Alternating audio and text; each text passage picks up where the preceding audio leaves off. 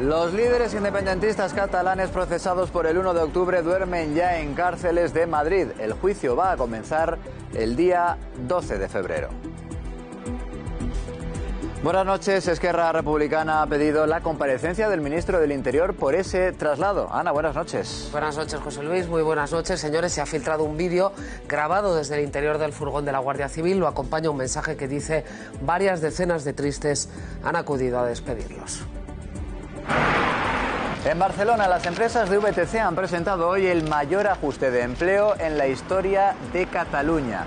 3 expedientes de regulación de empleo que van a afectar a 2.800 trabajadores. La prisión de Guantánamo es el destino con el que la administración Trump amenaza a Nicolás Maduro. Mañana, llamados por la oposición, los venezolanos volverán a salir a la calle para exigirle que deje el poder. Nace Betania, una asociación para acompañar a las víctimas de abusos en la Iglesia. Es una iniciativa civil e independiente que tiene como objetivo reparar el daño infligido para recuperar integralmente a la persona dañada. Y en nuestra trastienda de este viernes, un personaje que trasciende los límites de su cocina. Cocinando sus famosos huevos rotos, Lucio nos cuenta las historias de los comensales que los han probado, desde reyes a estrellas de Hollywood.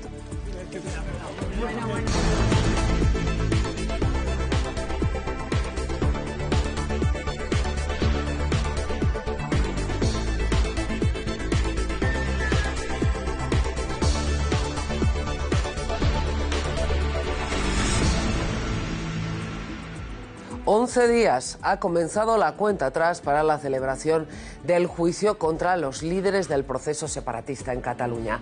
Los procesados duermen ya esta noche en Madrid.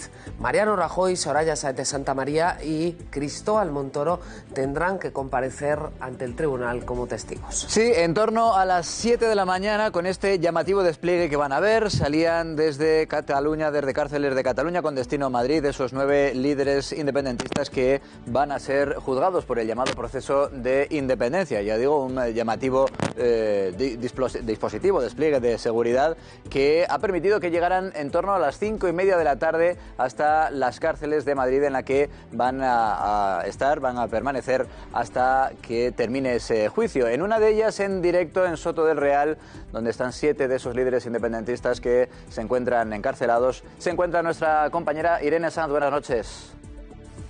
Sí, buenas noches. Pues los hombres han llegado aquí en torno a las 5:20 de la tarde. Aquí les esperaban algunas personas con la bandera de España, otras personas con banderas independentistas e incluso hemos escuchado algunos gritos de libertad, presos políticos. Hasta aquí han llegado los hombres. Las mujeres van a estar durante todo el juicio, que durará unos 3 meses, en la cárcel de Alcalá Meco. Todos ellos, los hombres y las mujeres, van a pasar por el módulo de ingreso. Allí les van a hacer un chequeo médico, también van a registrar sus objetos personales, les van a tomar las huellas digitales y atención, porque según instituciones penitenciarias van a compartir estancias para que cada día sea más fácil el traslado de unos 40-50 minutos de duración hasta el Tribunal Supremo.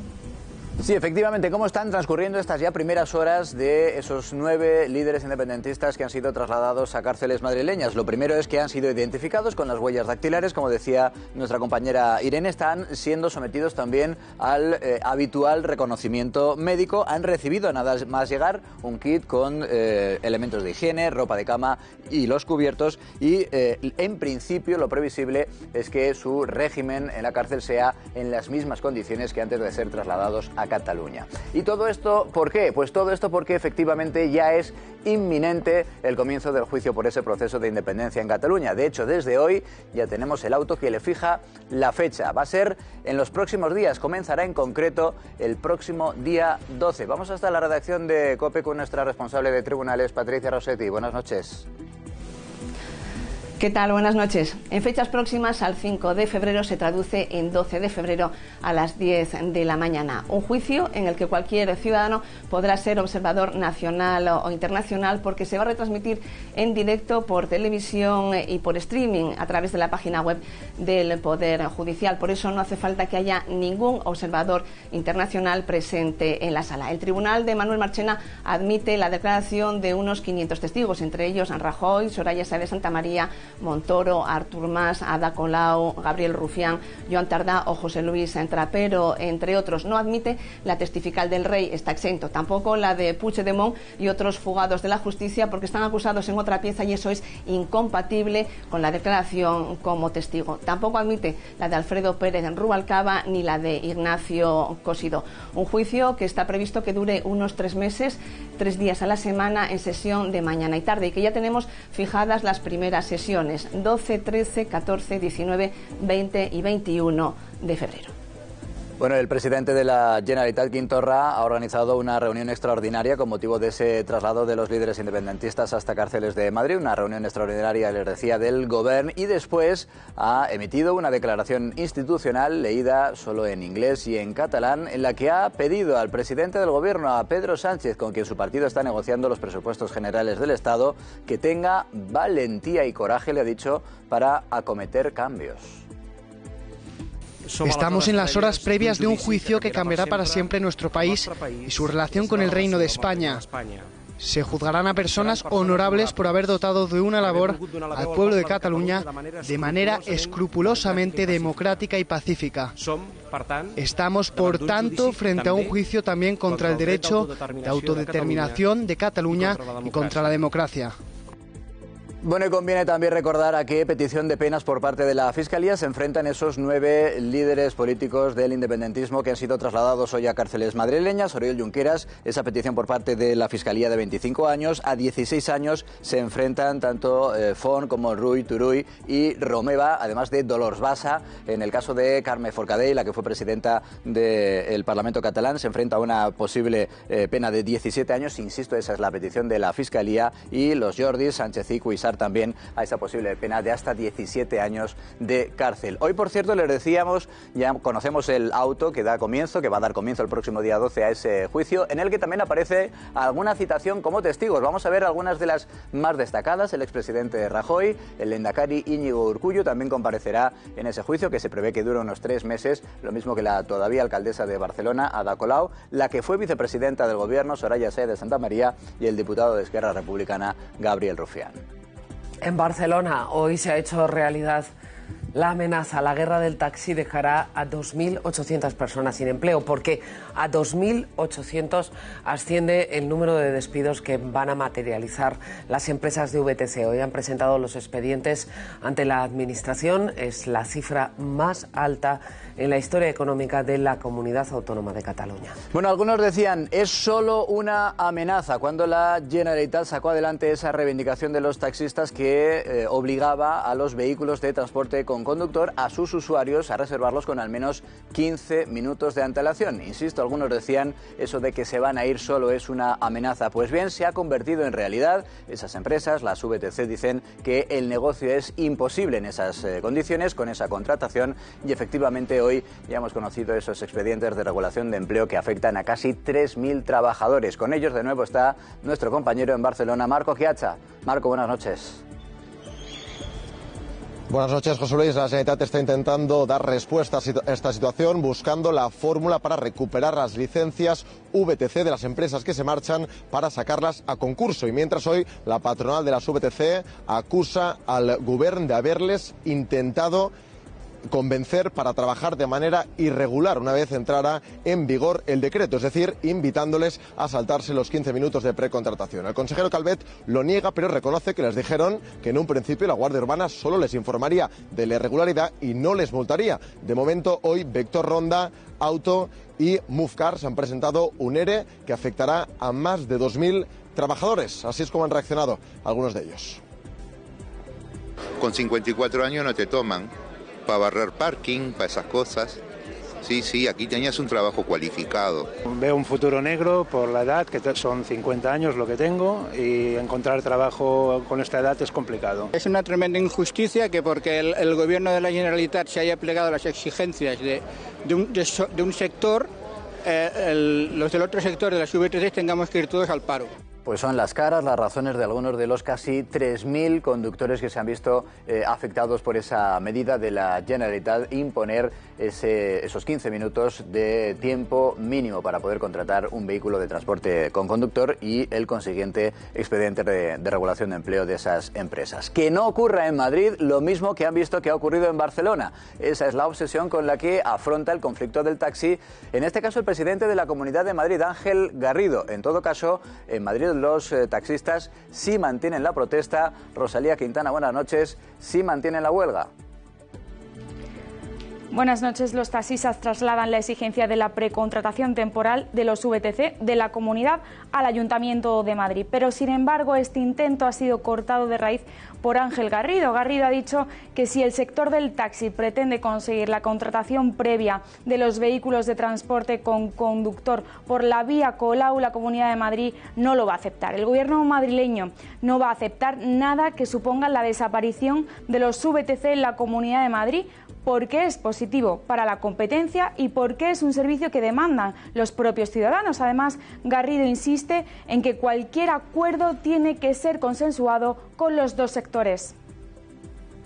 En Venezuela, Nicolás Maduro parece cada vez más acorralado. Mañana, este sábado, está previsto que millones de personas puedan salir a las calles para exigirle que deje el poder. La amenaza de Estados Unidos, si no lo hace, es nada menos que la prisión de Guantánamo. Bueno, lo ha dicho claramente hoy el asesor en materia de seguridad del presidente estadounidense Donald Trump. Es el mismo al que esta semana veíamos con una carpeta en la que aparentemente por un descuido se podía leer enviar 5.000 soldados a Colombia. Ayer es el mismo asesor que ayer escribía en una red social, en Twitter, que lo mejor para Maduro sería que comenzara un largo retiro y que hoy en una radio de aquel país, en Estados Unidos, ha dicho ya claramente que si no se va voluntariamente, si no se somete a ese retiro voluntario, puede acabar en Guantánamo. Vamos a ver cómo se han recibido esas manifestaciones del gobierno de Estados Unidos en Caracas, donde, como decía Sana, se preparan para otra manifestación que puede ser multitudinaria para exigir la libertad del pueblo venezolano. Vamos hasta Caracas, ya les digo, con nuestra corresponsal Lila Vanorio. Lila, buenas noches. El consejero de Seguridad de los Estados Unidos, John Bolton, le ha hecho una recomendación a Nicolás Maduro.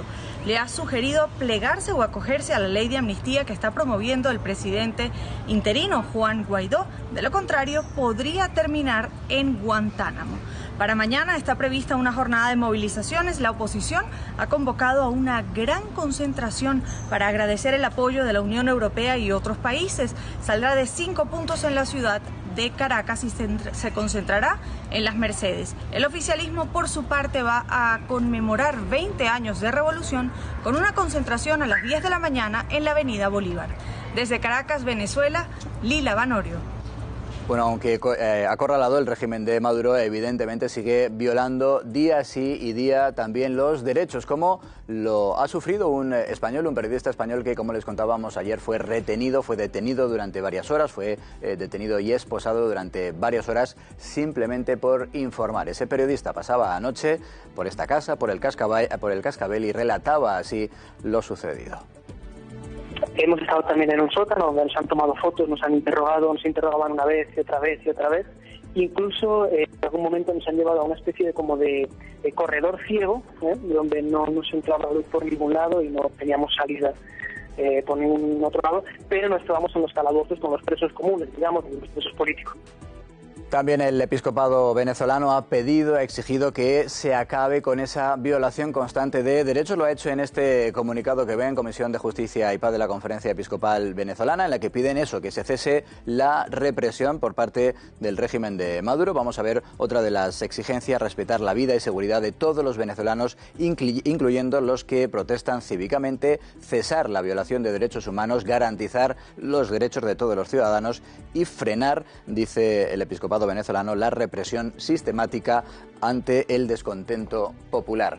Y evidentemente, se lo venimos contando también en los últimos días, hay tensión, preocupación entre las empresas españolas que tienen intereses en aquel país, en Venezuela. Hoy se ha puesto de manifiesto, por ejemplo, en el caso de un banco, del BBVA. Joaquín Bizmanos, buenas noches. ¿Qué tal? Buenas noches. Ya sabéis que las empresas españolas que quedan en Venezuela son cada vez menos, sobreviven como pueden. BBVA sí es el único de nuestros bancos que permanece allí. Hoy su presidente ha dejado claro que van a seguir, que no van a abandonar un país donde cuentan con 300 sucursales que dan empleo a más de 3.500 personas. Carlos Torres ha dejado claro que espera un futuro de mayor prosperidad para Venezuela. Declaraciones en la presentación de resultados de la entidad, en rueda de prensa marcada, monopolizada, se esperaba por el caso Villarejo. Ahí Carlos Torres ha dejado 3 mensajes muy claros.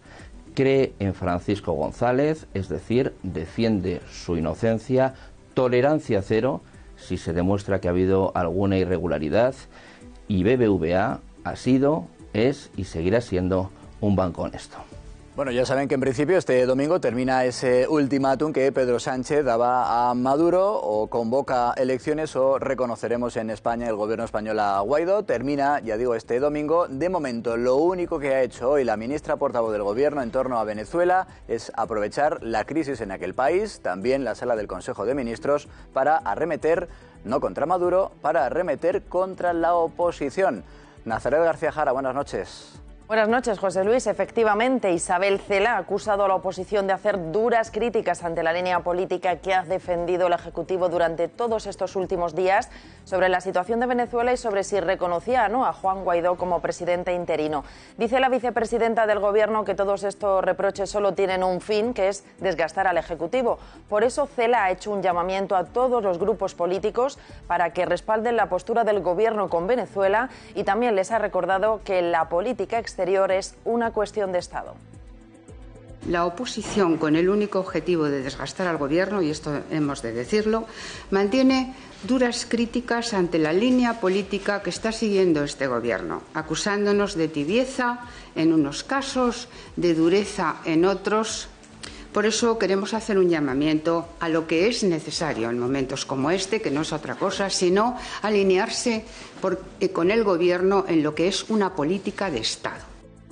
La anécdota política del día la ha protagonizado precisamente ella, la ministra portavoz. No es algo inusual. Hoy Cela nos ha demostrado que no sabe bien todavía cómo se llama el candidato de Pedro Sánchez a la alcaldía de Madrid.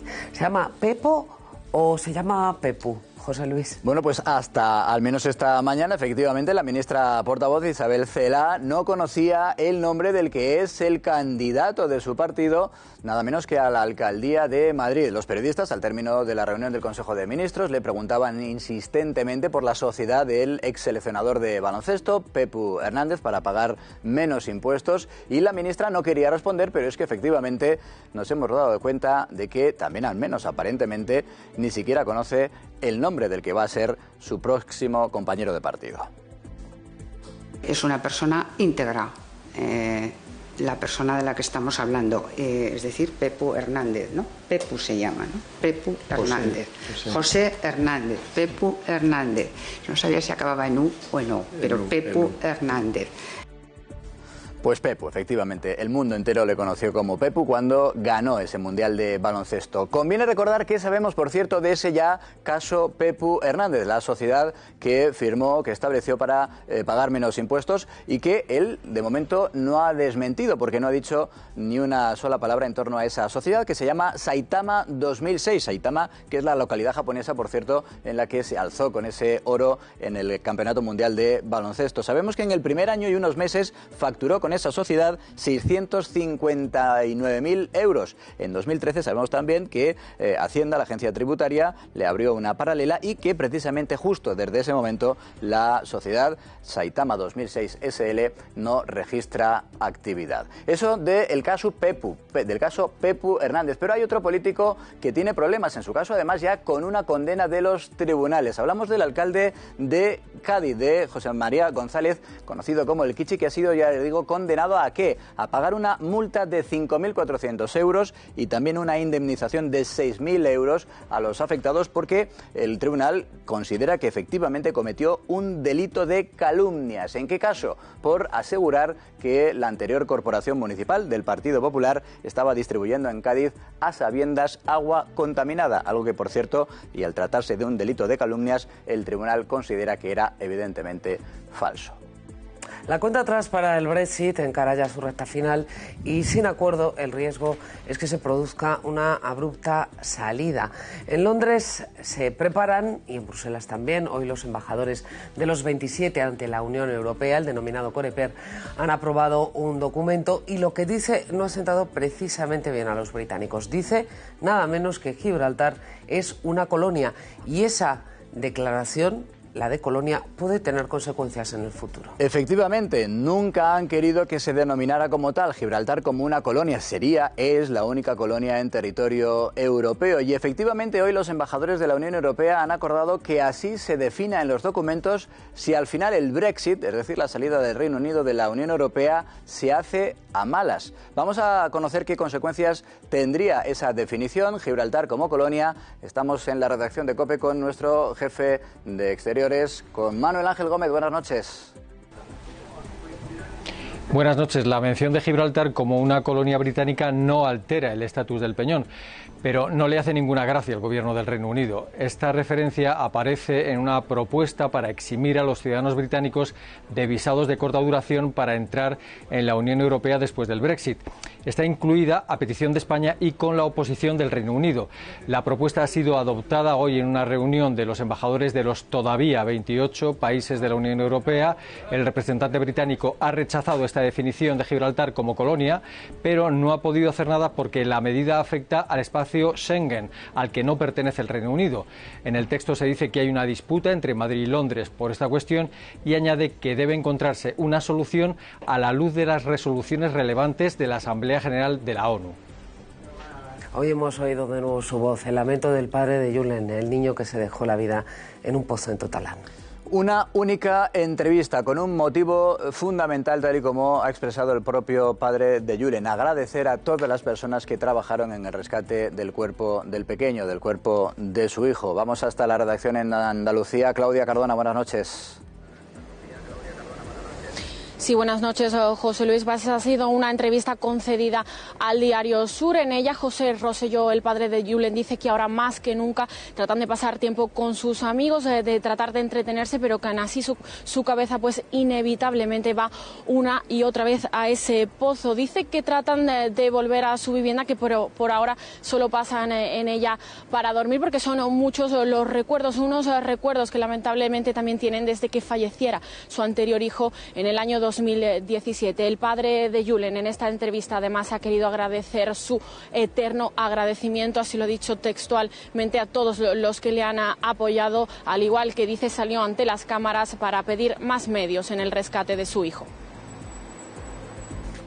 Protagonistas, entre otros, hoy excepcionalmente al menos 13 Televisión. Bueno, pero primero hablamos de Jesús Gutiérrez. Aquí le tienen, es el montañero español herido en la Patagonia cuando ayudaba en una operación de rescate que finalmente sí podrá volver a España. Se ha llegado a un acuerdo para que pueda volar en un avión comercial y hacerlo acompañado de un equipo médico. Aún así, todavía tendrá que esperar varias semanas para ese traslado. Y efectivamente, hoy nos van a permitir, aquí nos tienen, que hablemos también de nosotros, porque 13 ha cerrado el mes de enero siendo líder de la TDT entre los espectadores mayores de 35 años. Casi 2 millones de personas conectaron con la Jornada Mundial de la Juventud en 13. Y hoy el Papa va a realizar una visita muy para seguir más de 10 horas de programación en directo en un solo fin de semana. El futuro y el presente de la Iglesia.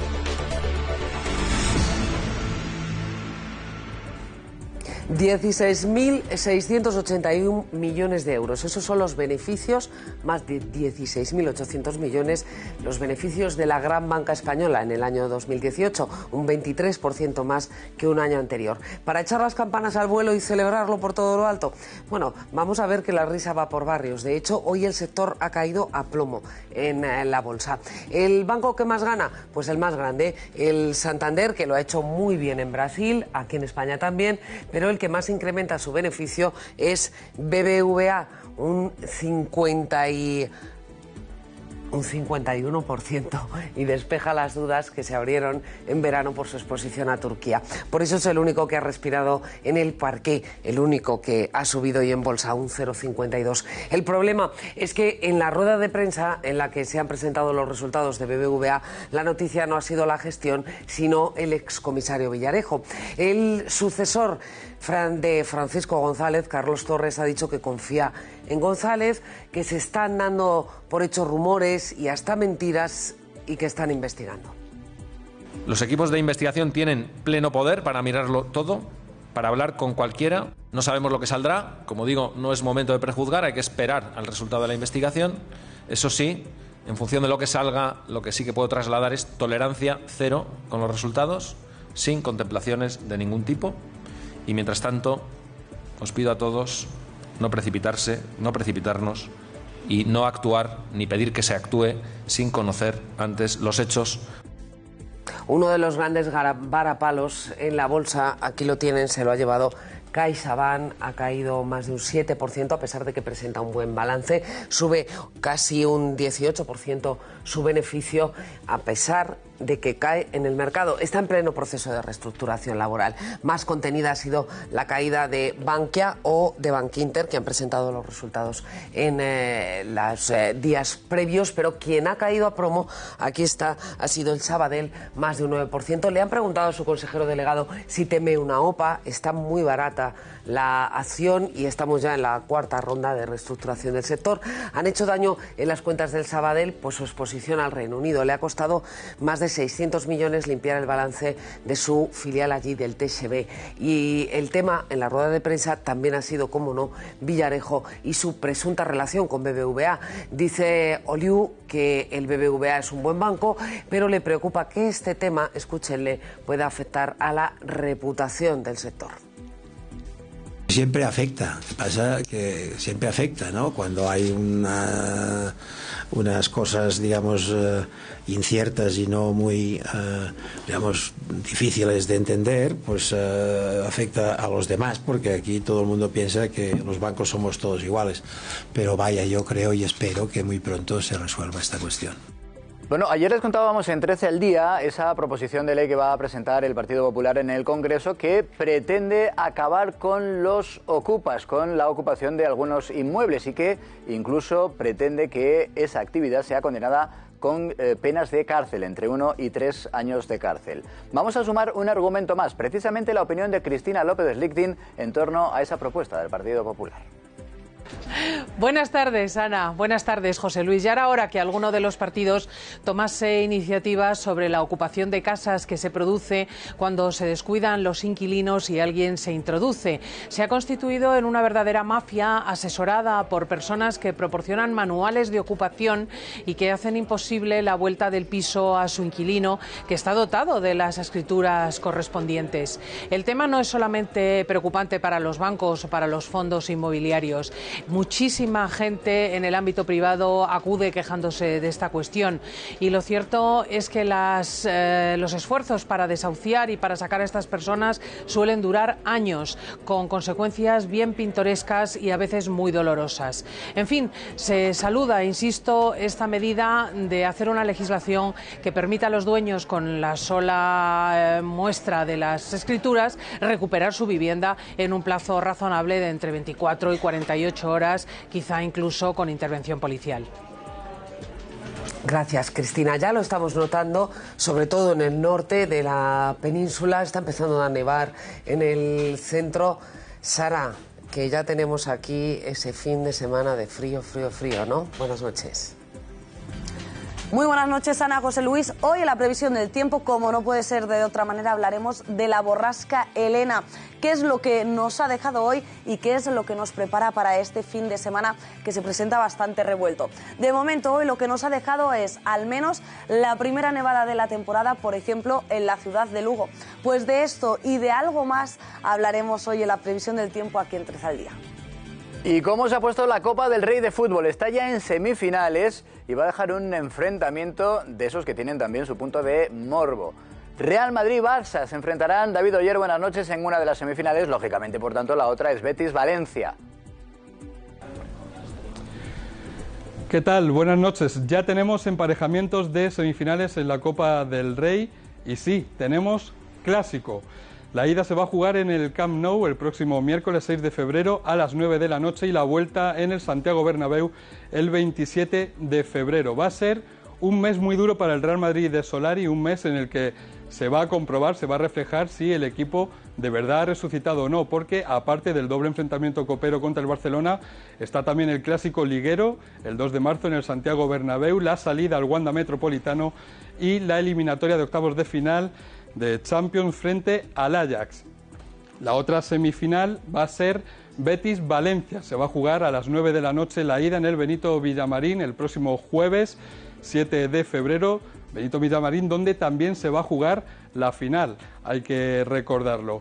En cuanto al mercado de fichajes, el Barcelona ha presentado a Todibo, al defensa francés, que dice que sabe que va a ser muy difícil jugar en el Barcelona, pero que viene con mucha ilusión, más aún después de saber que va a llevar el número 6, el que tantos años ha llevado Xavi.